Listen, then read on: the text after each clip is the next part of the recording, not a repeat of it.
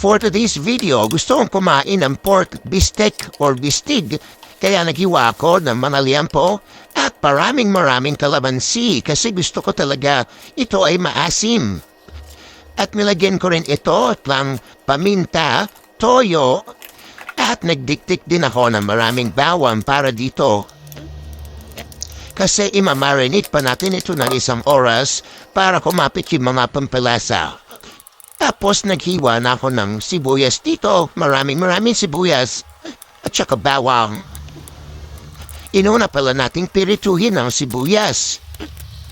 Pero saglit lang ito at sinet aside ko na. Pagkatapos, ipipirito natin yung pork sa high fire. Gusto ko kasi dito yung medyo tumigas at matusta yung karne. At nung okay na siya, nagkisa na rin ako, nilagay ko na yung bawang sa marinade. At sibuyas, paminta, toyo, ilalagay na rin natin yung pinagbabaran niya na toyo na may kalamansi.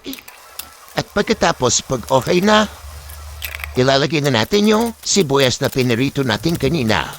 And ayan, dahil madali na lang niluto ito at napirito na yung mga baboy,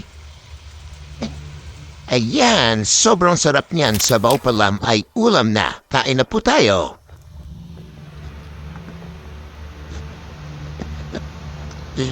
As usual, nag-enjoy na naman po ako sa aking pagkain. Sana nag-enjoy din kayo sa panonood. Hanggang dito na lang.